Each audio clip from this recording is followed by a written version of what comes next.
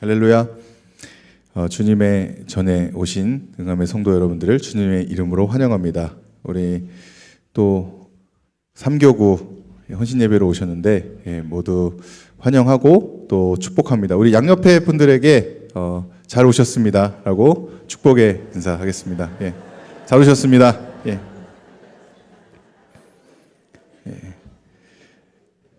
예. 오늘 종려주일입니다.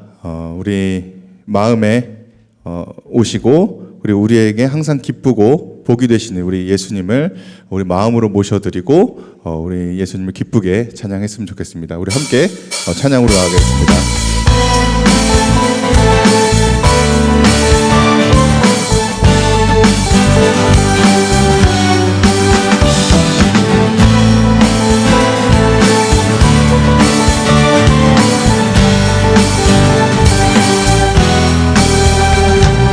주의 친절한 화려한 기세 우리 마음이 평안하리니 항상 기쁘고 복이 되겠네 영원하신 화려한 기세 한 번 더 주의 친절한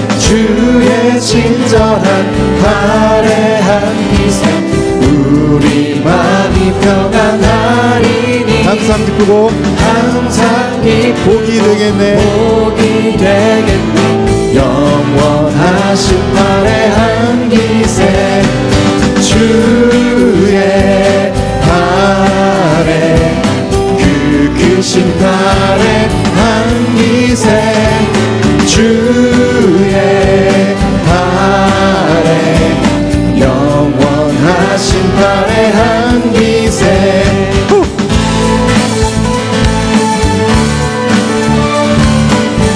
우리 함께 2절로 더 힘차게 찬양합니다. 날이 갈수록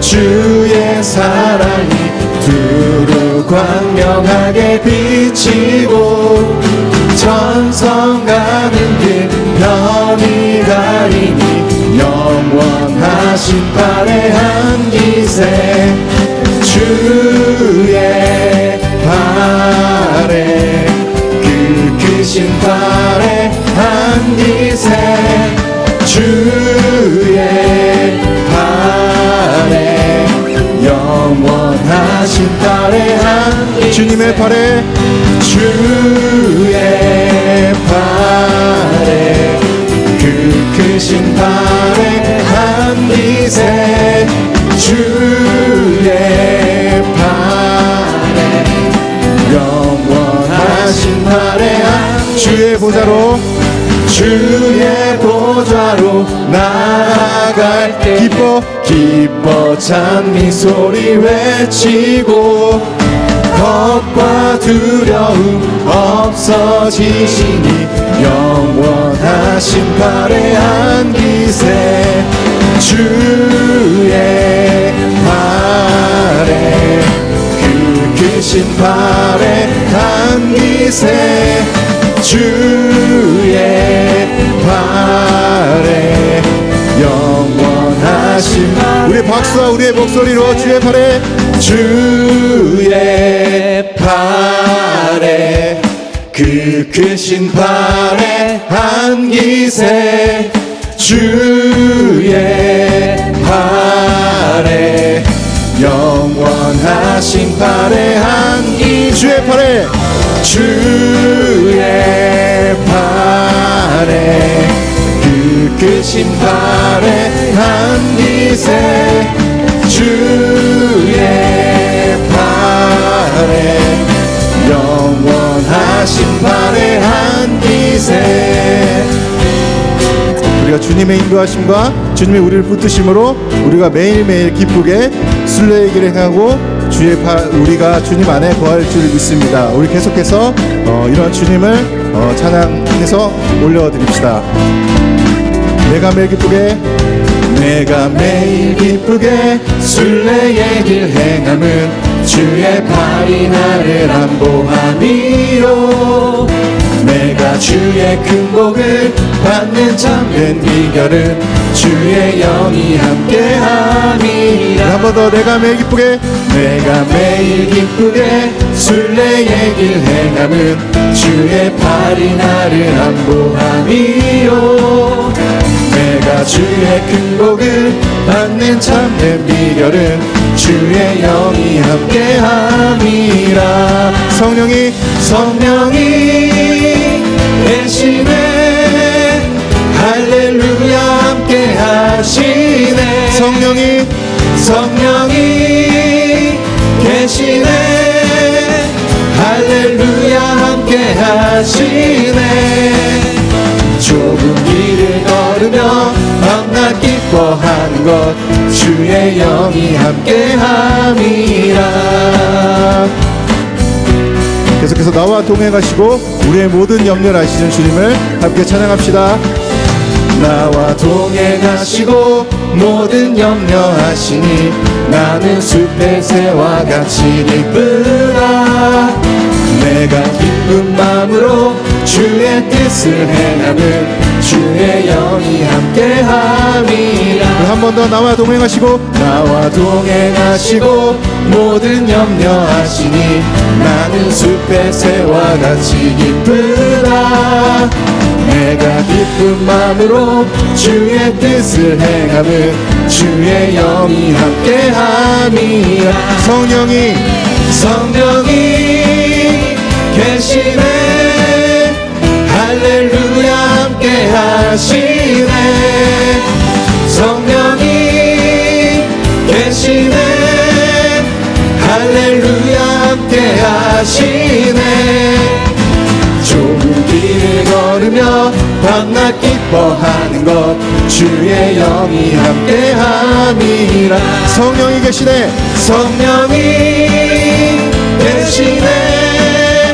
할렐루야 함께하시네. 지금 이곳에 성령이 계시네. 할렐루야 함께하시네. 좁은 길을 걸으며 밤낮 기뻐하는 것 주의 영이 함께함이라. 계속해서 성령이 계시네.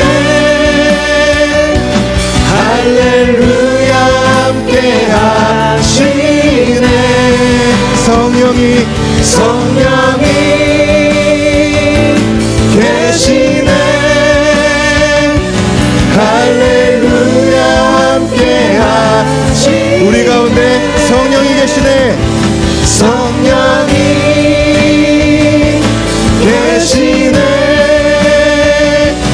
할렐루야 함께하시네. 우리의 삶 가운데 성령이 계시네. 계시네. 할렐루야 함께하시네. 좁은 길을 걸으며 밤낮 기뻐하는 것 주의 영이 함께함이. 우리 인도하시고 우리와 동행하시는 우리 함께 이 시간 영광의 박수 올려드리겠습니다. 아멘. 주님 영광 받아주시옵소서. 아멘.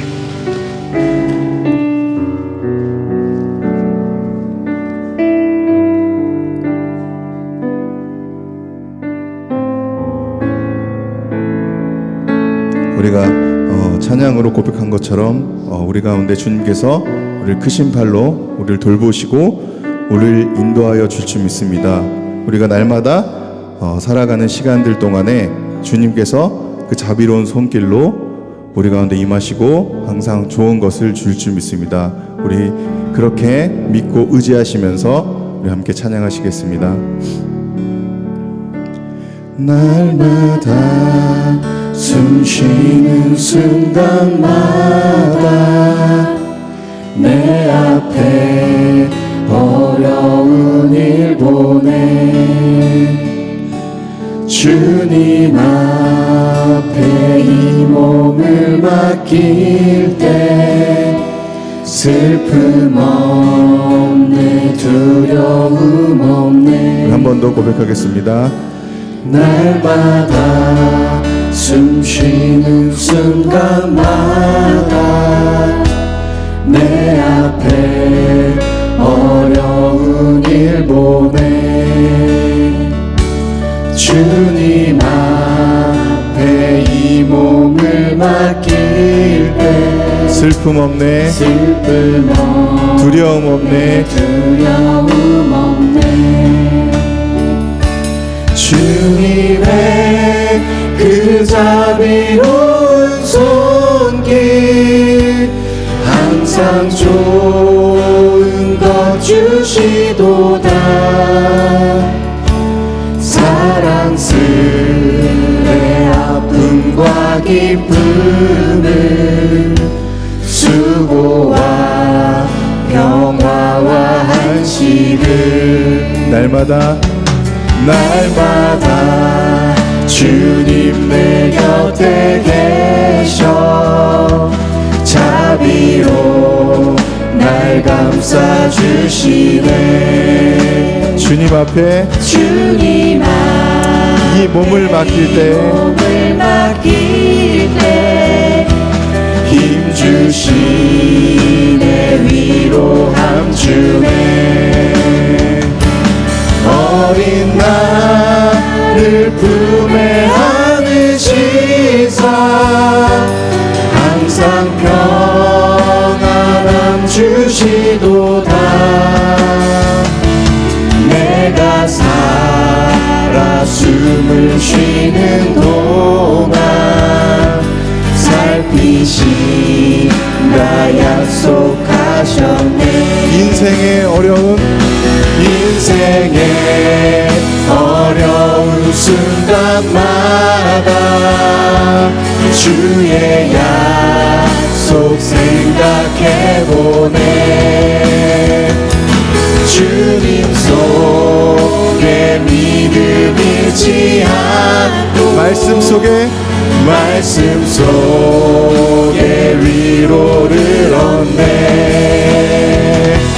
주님의 도우심 바라보며 모든 어려움 이기도다. 흘러가는 순간순간마다 주님 약속 새겨본 주님의 도우심을 바라보며 나아갑니다. 주님의 도우심 바라보며 모든 어려움 이기도다.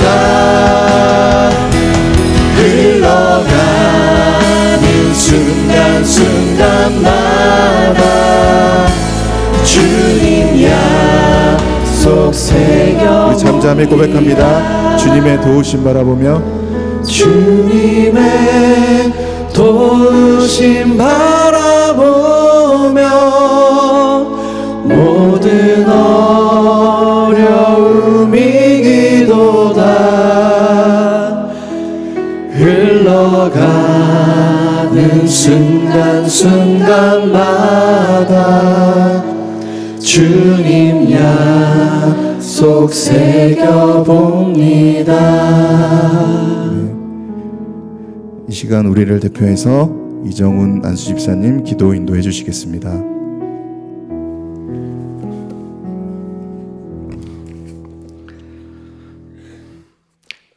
사랑과 은혜가 풍성하신 아버지 하나님, 종려주의를 허락하시고 삼교구 헌신 예배로 모이게 하시니 감사드립니다.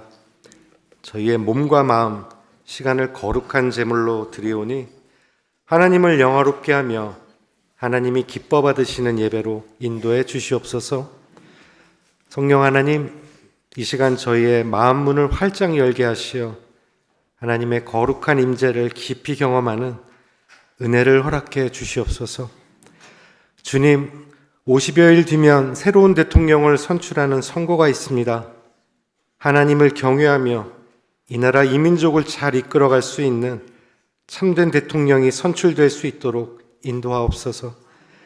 이 땅의 분열과 갈등은 사라지고 하나님의 공의와 사랑이 넘치는 자유 대한민국이 되도록 지켜주시옵소서.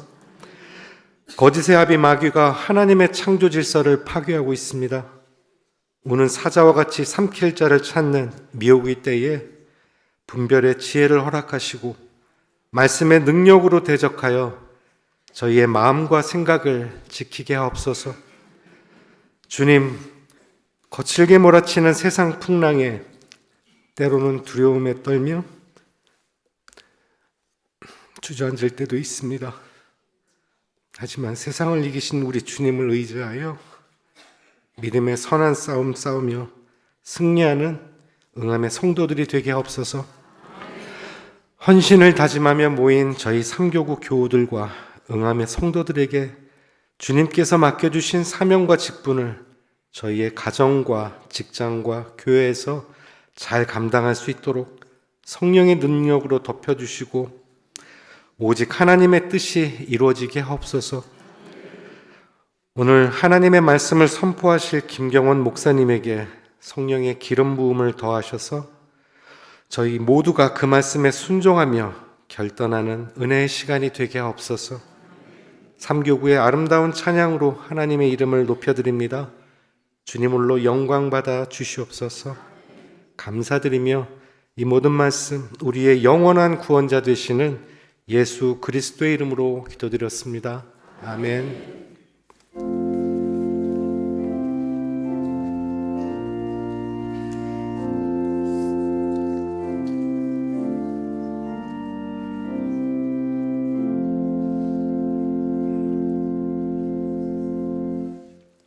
오늘 함께 나눌 말씀은 마태복음 14장 22절에서부터 33절입니다.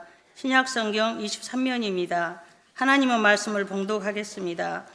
예수께서 즉시 제자들을 제쳐가사 자기가 무리를 보내는 동안에 배를 타고 앞서 건너편으로 가게 하시고 무리를 보내신 후에 기도하러 따로 산에 올라가시느라 저물매 거기 혼자 계시더니 배가 이미 육지에서 술이나 떠나서 바람이 거스름으로 물결로 말미암아 고난을 당하더라.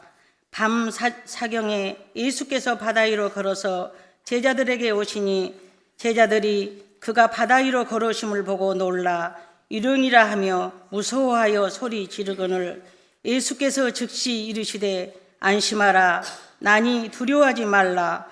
베드로가 대답하여 이르되 주여 만일 주님이시거든 나를 명하사 무리로 오라 하소서 하니 오라 하시니 베드로가 배에서 내려 무리로 걸어서 예수께로 가되 바람을 보고 무서워 빠져가는지라 소리질러 이르되 주여 나를 구원하소서 하니 예수께서 즉시 손을 내밀어 그를 붙잡으시며 이르시되 믿음이 작은 자여 왜 의심하였느냐 하시고 배에 함께 오름에 바람이 그치는지라.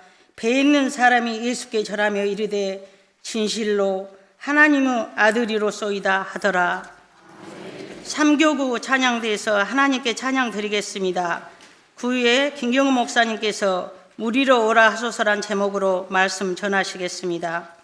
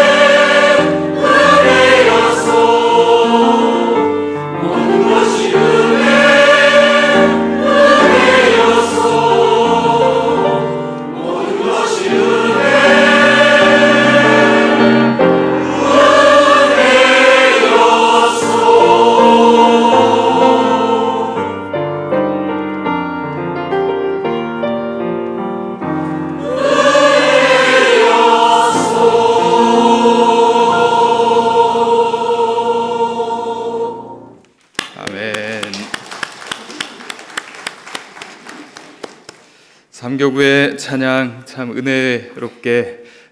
은혜롭습니다. 이 본당 안이 은혜로 가득 채워진 것 같은 그런 느낌이 듭니다. 여러분 눈앞에 알갱이들이 돌아다니지 않습니까? 은혜 알갱이. 턱 하면 터질 것 같은. 네. 특별히 삼교구 이 찬양을 위해서 독일에서까지 오셔서 감사합니다.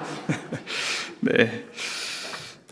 우리 은혜로운 찬양, 또 더 프레이즈의 은혜로운 찬양 감사합니다. 오늘 본문에 우리가 함께 말씀을 보면 참 놀라운 기적이 있습니다. 베드로의 그 믿음을 보게 되죠. 자, 그런데 오늘 이 말씀을 우리가 보기 전에 이 사건, 참 놀라운 이 사건이 일어나기 전에 있었던 일로부터 오늘 본문을 보기를 원합니다. 이 일이 이 베드로가 바다 위를 걷게 되는 그런 사건 전에 어떤 일이 먼저 있었습니까? 오병이어의 사건이 있었죠. 많은 사람들이 배고팠습니다. 허기진 상태에 있었습니다. 자, 빌립이 가서 사 먹게 하시죠 라고 말을 했지만 예수님께서는 너희가 먹을 것을 주어라 라고 말씀을 하셨고, 그때 한 아이가 가지고 있었던 오병이어를 가지고 물고기 2마리와 떡 2덩이, 물고기 5마리와 떡 2덩이로 많은 사람들이 먹고 남은 기적이 일어났습니다.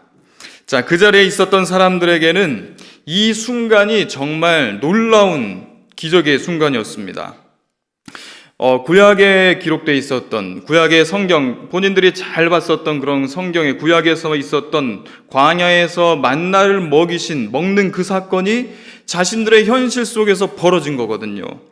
자, 그러자 이 일로 사람들이 예수님을 왕으로 모시려고 했습니다. 야, 우리가 찾던 그 사람이다. 우리가 기다리던 바로 그 사람이다. 우리들의 이 문제를, 나의 이 모든 문제를 해결해 줄 사람이 바로 이분이다 라고 여기면서 몰려들었습니다. 자, 그때 예수님께서는 제자들에게 어떻게 하십니까? 오늘 22절에 처음에 이렇게 나오죠. 그 사건이 있은 이후에 예수께서 즉시 제자들을 재촉하셨다라고 말을 합니다. 재촉하셔서 너희들부터 건너편에 가 있어라 라고 말씀을 하십니다. 자, 이 제자들에게 그런 말씀을, 그리고 예수님은 남아있는 무리들을 보내시고 홀로 산에 기도하러 가시지요. 자, 이 재촉하셨다는 것은 강제성이 있습니다. 억지로 가게 하셨다는 거죠. 자, 그런데 이 예수님께서 재촉해서 그들이 마주하게 된 것은 바다의 풍랑이었습니다. 아니, 예수님께서 가게 하셔서 재촉하셔서 갔는데 풍랑을 만나다니, 아니 오히려 더 평탄하고 좀 순절해야 되는 거 아닌가 생각하게 됩니다. 자, 왜 예수님께서는 그러셨을까? 여기서 우리는 하나님께서 그의 성도들을 어떻게 인도하시는지를 볼 수가 있습니다. 하나님께서 어떻게 인도하시냐? 첫 번째 그 모습은 우리들을 편안한 자리로 이끄시는 것이 아니라 편안한 자리에 있으면 하나님과 더 멀어질 수 있다는 것이죠. 자, 사람들의 반응에 거기에 있었던 제자들도 한껏 고무되어 있었을 겁니다. 야, 드디어 뭔가 이뤄지겠구나. 내가 예수님을 따라서 왔었던 것이 헛된 것이 아니었다 라고 생각했을 것입니다. 한껏 기대감이 올랐을 자리이죠. 자, 구약의 출애굽 기적이 내 눈앞에서 벌어지고 있으니까 그 순간 예수님께서는 제자들이 그 자리를 떠나게 하십니다. 우리는 누구나 편안하고 안전한 삶을 살기를 원합니다. 안정된 삶을 원하지요. 걱정 없이, 위기 없이 편안한 인생의 항해를 하기를 원합니다. 어쩌면 신앙생활도 그렇게 되기를 꿈꿉니다. 아무런 시련 없이 내가 기도하면 기도하는 대로 다 이루어지길, 즉시 응답되고 내가 바라는 방식대로 다 이루어지기를 바랍니다. 그러나 신앙의 현실은 종종 그 반대입니다. 하나님께서는 우리의 삶 속에서도 이처럼 편안한 그 자리를 깨뜨리실 때가 있습니다. 우리가 한 자리에 안주하고 기적을 기대하고 내 삶의 편안함만을 가지길 원할 때 하나님께서는 그 자리를 떠나게 하십니다. 무엇 때문일까요? 우리가 말씀드렸던 것처럼 하나님과 그 자리에 있을 때 더 멀어지기 쉽기 때문입니다. 편안함은 때로는 하나님 없어도 괜찮다, 하나님 없어도 살아도 괜찮겠다는 것처럼 착각하게 만들고 신앙생활은 점점 의식적으로 변하고 또 습관적으로 남게 될 위험이 있습니다. 다윗이 하나님 마음에 합한 사람이다 라고 기록되지 않았습니까? 그는 수없는 전장을 누비면서 생명의 위협을 받았습니다. 그렇지만 하나님의 인도하심을 받아서 승리를 했습니다. 그래야 왕의 자리에 오르고 참 평화가 찾아왔죠. 하지만 가장 편안한 순간, 즉 왕궁에서 전쟁에 나가지 않고 쉴 때 그는 죄에 빠지게 됩니다. 사무엘하 11장 1절에 이렇게 말을 하고 있습니다. 그 해가 돌아와 왕들이 출전할 때가 되매 다윗이 요압과 그의 부하들과 온 이스라엘 군대를 보내고 다윗은 예루살렘에 그대로 있으니라. 왕궁의 편안함 속에 취해서 다윗은 경계심이 무너지고 욕망에 사로잡히게 되었습니다. 편안함이 축복처럼 느껴지지만 이 믿음의 긴장을 흐트러뜨리지요. 예수님을 찾는 사람들 중에 흥미로운 사람이 있습니다. 계명을 아주 잘 지켰습니다. 그리고 영생에 대한 관심도 아주 지대했습니다. 참 신앙인 같아 보였죠. 그때 예수님께서 그에게 말씀하셨습니다. 너에게 있는 것을 다 팔아서 가난한 자들에게 나누어 주어라. 그리고 나서 나를 따르라. 그러자 이 부자가 어떻게 했습니까?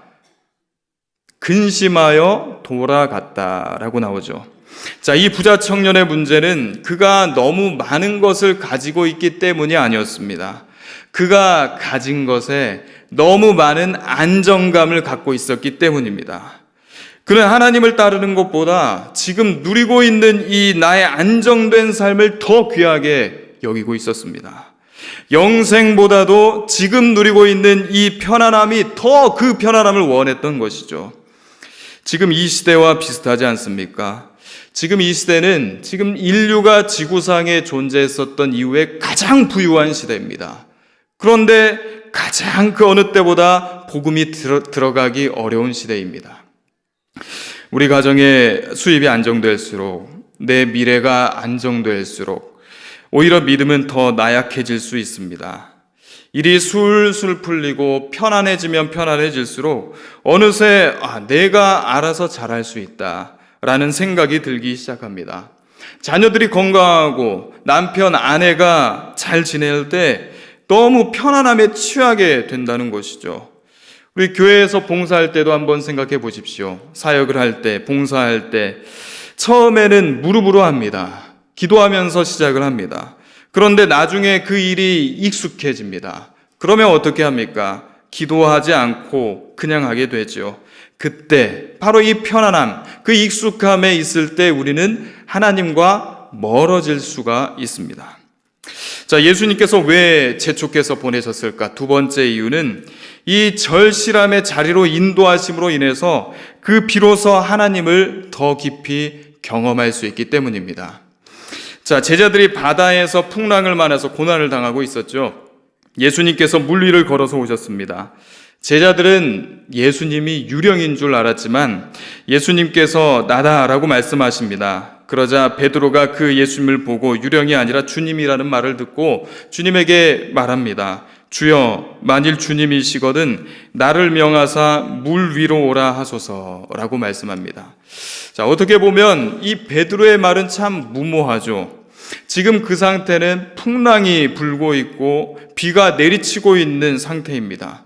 눈앞에 사납게 물결치고 있는데 나로 그곳으로 건너게 해 주십시오. 걷게 해 주십시오. 라고 요청하는 것. 참 놀라운 일입니다. 그리고 베드로는 과감하게 발을 내딛어서 물 위를 걷게 됩니다. 처음에 불안했을 수도 있습니다. 그러나 그 불안이 그를 잡지 못했죠. 그는 배 밖으로 빠져나왔습니다. 물 위를 걷습니다. 그러나 곧 물에 빠지게 되죠. 우리가 믿음으로 신앙생활 잘하다가 이렇게 물에 빠질 수 있습니다. 내 믿음의 걸음이 실패할 수 있습니다. 그러나 주님께서는 그때 우리의 손을 잡아주십니다. 이 믿음은, 그래서 우리가 믿는 이 믿음은 결과가 무엇보다 중요한 게 아니라 그 과정이 중요합니다. 물에 빠졌지만 베드로는 물 위를 걸었던 유일한 사람이었습니다. 배 안에 있었던 다른 제자들은 어떻게 보면 더 안전할 수는 있었겠죠. 그러나 그들은 이 믿음의 도전을 경험하지 못했습니다. 여러분, 믿음은 안전지대에 머무는 것이 아니라 물 위로 발을 내딛는 것입니다. 물 위로 뛰어내려서 걸을 수 있다고 하는 것, 이 믿음은 아무나 가질 수가 없습니다. 그러나 나를 안전하게 해주는 배에서 뛰어내리는 것, 그것이 믿음이죠. 이유를 알 수 없는 고통, 슬픔 속에서도 예수님으로 인해서 하나님은 신실하시다, 하나님은 자비하시다, 하나님은 성실하시다 라고 고백하면서 끝까지 붙드는 것, 포기하지 않는 것, 그것이 믿음이죠. 예수님의 은혜에 감격해서 다른 사람은 포기하지 못하는 것을 나는 그 믿음으로 포기하는 것, 그것이 바로 믿음입니다. 자, 우리가 이런 믿음을 가지게 되면 예수님과 함께 물 위를 걷는 그런 기적을 체험하게 됩니다. 자, 그러면 이런 믿음을 어느 때 쉽게 가질 수 있을까요? 우리가 이런 믿음을 어떻게 가질 수 있을까요? 그냥 내가 원한다고 해서 가질 수 없습니다. 어디에서 생깁니까? 밤새도록 험한 파도와 싸우는 그 바다에서 생깁니다. 완전히 지쳤죠. 더 이상 어떻게 해볼 도리가 없는 그런 상황입니다. 파도와 싸우느라 손에 물집이 나고 그리고 온몸이 찢기고 뜯겨 상처투성이가 되었습니다. 더 이상 이제 파도를 거스를 수가 없습니다. 물결 치는 대로, 파도가 치는 대로 내버려 둘 수밖에 없는 상황, 그 상황, 나의 모든 노력이 헛수고가 된 듯한 그런 상황에 있을 때입니다. 바로 그때 예수님께서 바다 위를 걸어서 오십니다. 여러분, 우리가 가는 길이, 내가 갖는 그 길이 평탄하기만 했다면 하나님이 내 구원자이시다, 나를 구원해 주시고 나에게 참된 기쁨을 주시는 분이시다 라고 스스로 깨달을 수가 있었을까요? 저분이 바로 하나님의 아들이시다, 뜨거운 믿음이 우리의 영혼 깊은 곳, 내 내면에서부터 일어날 수가 있었을까요? 샘솟는 은혜를 우리가 경험할 수가 있었을까요? 그럴 사람 아무도 없습니다. 물 위를 걸을 수 있는 그 믿음은 평탄하게 바다를 건넜더라면 만날 수가 없습니다. 이 사실이 오늘 하루 고달프게 살아가면서 오늘 하루 눈물로 지내는 우리들에게 얼마나 큰 위로와 격려가 됩니까? 우리 모두 잘 살든지 못 살든지, 어떤 안정된 직업을 가졌든지 불안정한 직업을 가졌든지 세상 살기가 어렵다는 것은 모두가 느끼고 있습니다. 모두 험한 바다를 건너는 사람인데 그 가운데서 특별히 고통당하는 사람들이 있죠. 질병의 고통, 실패의 고통, 가난의 고통, 그런 고통을 끌어안고 힘들게 사는 사람들이 있습니다. 그럴 때 오늘 베드로가 경험하는 이 경험을 통해서 우리에게 주시는 이 말씀을 묵상하길 원합니다. 조지 허버트라는 시인이 이 인생의 풍랑을 가리켜서 하나님께서 만드신 작품의 걸작품이다 라고 말을 했습니다.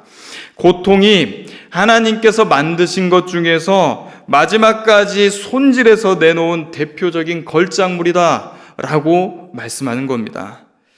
여러분, 성경에 나오는 위대한 믿음의 인물들을 생각해 보십시오. 하나님이 기뻐하시는 믿음의 사람이 어디에서 나오게 되었습니까? 하나님께서 말씀하시는 그런 선한 결과가 어디에서 나오게 되었습니까? 찬란한 이 믿음의 승리가 어디에서 이루어지게 되었습니까? 고난을 통해서, 거기에서 연단받고 두들김 받아서 거룩한 백성들이 사는 그곳에서 우리는 더 앞으로 믿음의 발걸음을 나가게 됩니다. 만일 이 세상을 살아가면서 고통이 없다면, 인생의 역풍을 만나서 깨지고 빚어지고 채워지는 이 과정이 없다면 이 세상에서 우리는 거룩한 삶, 향기로운 헌신, 복음에 대한 열정, 그 영혼을 사모하는 소망이 어디서 나올 수 있겠습니까? 불가능합니다. 그래서 하나님께서는 가끔 우리에게 우리가 원하지 않는 그 고난을 허락하십니다. 더 중요한 것을 주시기 위해서이죠. 더 중요한 것이 있기에 나에게 이런 고난의 과정을 걷게 하시는구나 우리는 생각할 수가 있습니다. 여러분, 내가 이 풍랑 겪지 않았더라면 하나님이 물 위에 서 계시는 걸 내가 볼 수가 없었을 것입니다. 우리는 그 신앙을 가지지 못했을 것입니다. 여러분, 그렇기 때문에 우리가 편하다는 것, 내가 편한 인생을 살아가고 있다는 것, 그것이 축복이다라고만 말할 수는 없습니다. 진정한 축복, 이 인생의 진짜 축복은 하나님과 더 가까이 있는 삶입니다. 시편 73편 28절에 시인은 이렇게 노래합니다. 하나님을 가까이함이 내게 복이라. 하나님을 가까이함이 내게 무엇이라고요? 내게 복이다. 여러분이 생각하고 계시는 복이 무엇입니까? 이 시편의 이 노래가, 이 기자의 이 찬양이 우리의 믿음의 고백이 되기를 원합니다. 하나님께서 가까이 계시면 상황을 넘어서는 평안이 내 안에 찾아옵니다. 문제가 사라지지 않아도 그분의 임재가 나를 붙들어 주시기에 흔들리지 않습니다. 하나님과 가까이 있는 삶은 비록 어쩌면 눈에 보이는 성공이 아닐지 몰라도 영혼 깊은 곳에서부터 흘러나오는 만족과 기쁨으로 채워집니다. 자, 우리가 이렇게 풍랑이 있는 자리, 내 삶이 모든 게 흐트러진 그 자리, 힘든 고난의 자리가 있을 때, 자, 그렇다면 우리가 기억해야 될 것이 하나 있습니다. 여러분, 한번 예수님께서 제자들에게 오시는 그 때를 한번 생각해 보십시오. 그 시점을 보십시오. 갈릴리 바다는 그렇게 큰 곳이 아닙니다. 그래서 이 끝 갈릴리 그 가버나움에서 지금의 요르단 지역이 있으면 그 요르단 지역이 어렴풋하게 희미하게 보이는 정도, 엄청 큰 호수인 것이죠. 자, 그렇기 때문에 예수님께서 지금 그 자리에 풍랑이 있다면 지금 제자들도 풍랑을 겪고 있을 거라는 걸 예수님께서 충분히 아실 수 있습니다. 그런데 예수님께서 언제 오시게 되셨습니까? 몇 시에 왔다고 되어 있습니까? 밤 사경입니다. 사경이 몇 시에서 몇 시까지죠? 새벽 3시에서 6시까지입니다. 자, 오병이어로 저녁을 먹었으니 이제 재촉하셨으니까 초저녁 정도의 출발, 바다로 나갔을 것이라고 우리는 추측해 볼 수 있습니다. 자, 이후에 풍랑이 몰아쳤으니 새벽 3시에서 6시 사이까지 이 제자들은 초저녁부터 새벽까지 계속 그 바다에서 머물러 있었다는 겁니다. 그렇다면 좀 빨리 오셨으면 좋을 텐데 왜 예수님께서 새벽 3시에서 6시 해가 뜨기 바로 전 가장 어두운 때 그때 오셨을까요? 우리가 급해서 하나님 앞에 매달려 간절히 기도한다고 주님은 금방 응답하시지 않을 때가 많습니다. 어떨 때는 거의 대부분 응답하지 않을 때가 많아요. 어떤 때는 견디지 못해서 믿음도 흔들리죠. 이 응답이 이루어지지 않아서 정말 믿음의 시련 가운데 교회를 떠난 분들, 믿음을 저버리는 분들도 상당수 있습니다. 그런데 성경은 이러한 때 성경에서는 말을 합니다. 마가복음 6장 48절에 바람이 거스름으로 제자들이 힘겹게 노젓는 것을 보시고, 예수님께서 제자들이 그 바다 가운데에서 힘들어하는 그 힘겹게 있는 그 상황을 보셨다는 겁니다. 알고 계셨다는 거죠. 네, 맞습니다. 우리가 힘겨워할 때, 어려움에 눈물 젖어 있을 때 하나님께서 우리의 그 상황을 보시고 계신다는 겁니다. 알고 계신다는 것이죠. 하나님, 우리가 보기에는 침묵처럼 보이지만, 침묵으로 아무것도 이루어지지 않는 것처럼 보이지만 하나님께서는 그 침묵 속에서도 우리의 상황, 우리의 형편을 보고 계십니다. 나사로를 다시 살리실 때 나사로가 병들었다는 소식을 들으셨는데 가시지 않죠. 더 일부러 늦게 가셨습니다. 왜? 알고 있지만 관심이 그들의 모습에, 그들의 슬픔에 관심이 없으신 것이 아니라 나사로를 통하여서 더 큰 목적을 가지고 계셨기 때문입니다.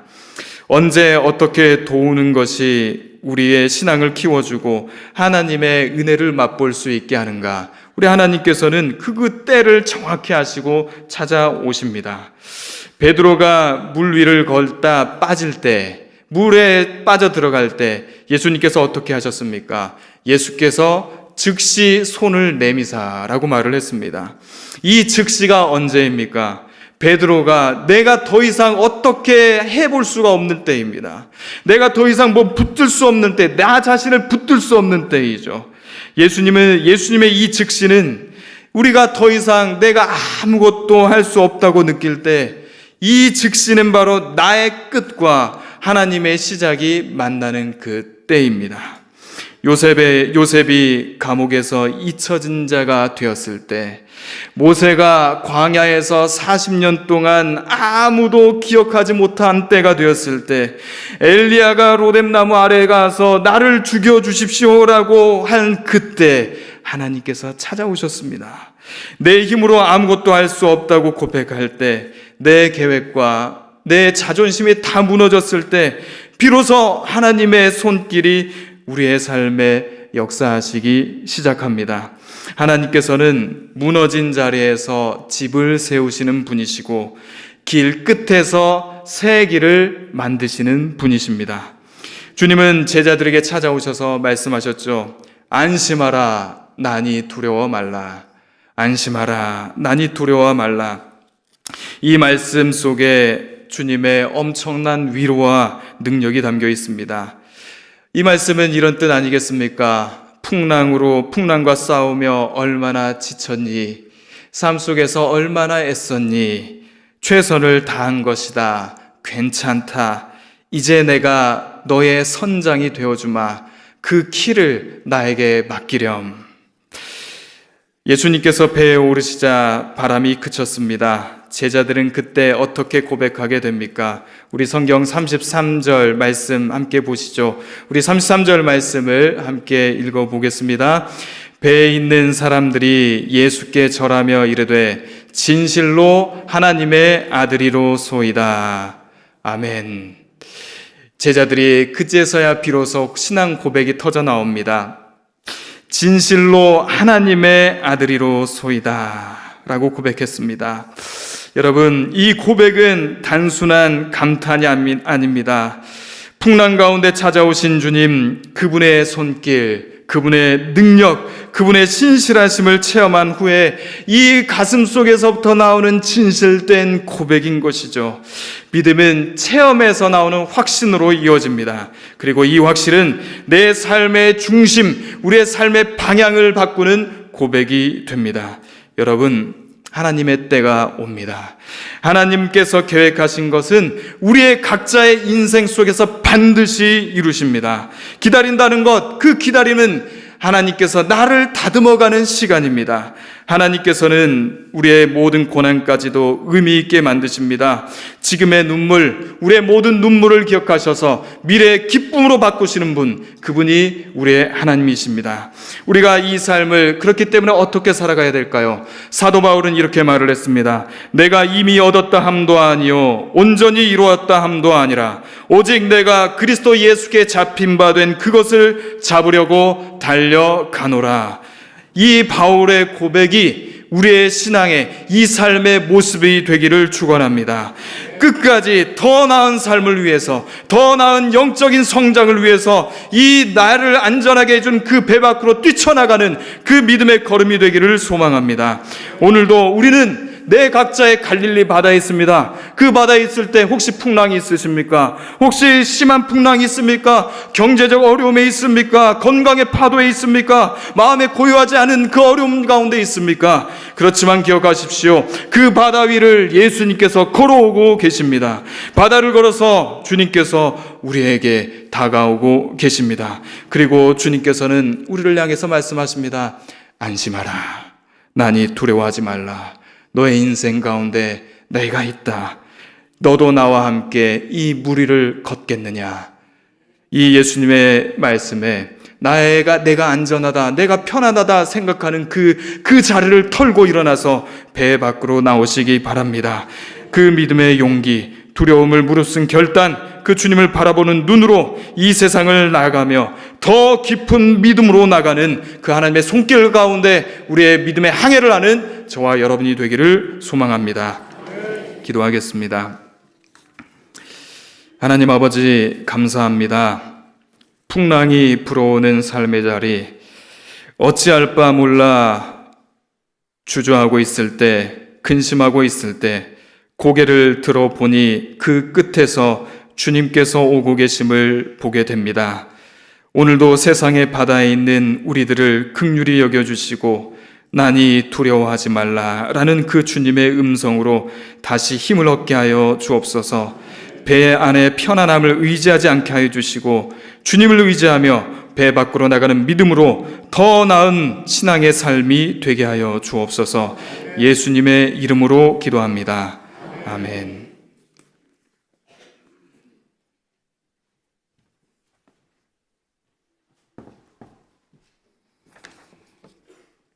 네, 우리 귀한 말씀 감사드립니다. 오늘 저희 예배는 3교구 헌신 예배로 드리고 있지요. 예배 전 연습할 때도 거의 부흥회를 하시던데, 오늘 또 예배도 정말 은혜롭게 또 뜨겁게 또 믿음으로 잘 준비해 주시고 진행해 주셔서 감사드립니다. 또 이미 김 목사님 말씀하셨지만 우리 대성 형제 이번 헌신 예배 때문에 독일에서 들어왔다 이런 이야기도 있던데, 네, 이렇든 저렇든 하여튼 때마침 잘 오셨고 귀한 찬양 감사드리고요. 또 우리 모든 우리 3교구 찬양대원들 수고 많이 해주셔서 감사드립니다. 내일부터 특별 새벽기도회가 진행이 되죠. 예수님의 그 한 주간의 삶을 돌아가시기까지 한 주간의 삶의 그 누가복음 말씀을 저희들이 묵상하려고 하는데 여러분 소망하는 마음으로 참여해 주시기를 부탁을 드리고요. 또 성금요 예배가 금요일 8시 30분에 있겠습니다. 예배 중에 성찬식이 있으니 믿음으로 또 기도하시면서 준비해 주시면 좋겠습니다. 다음 주일은 부활주일이 되겠습니다. 위에서 기도해 주시고 또 열심히 전도해 주셔서 이 뜻깊고 거룩한 날 모든 분들이 다 함께 예배 드릴 수 있기를 바랍니다. 또 부활절 칸타타 우리 다음 주 이 시간에 진행이 되겠습니다. 또 다른 광고 사항이 많이 있죠. 우리 기증하시는 일, 우리 물품 모아주시는 일, 또 유아 세례, 응암 행전 등등 여러 많은 일들이 준비되어 있고 또 진행되고 있는데 많이 협조해 주시고 또 더 큰 전도의 역사가 일어나기를 소망합니다. 다른 광고 사항 주보를 참조해 주시길 바랍니다. 고맙습니다.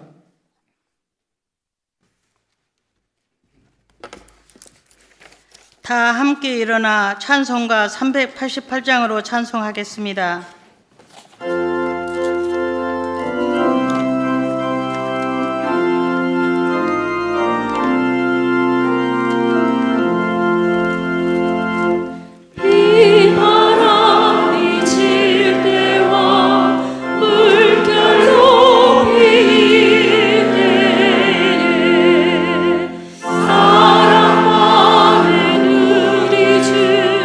나를 부어주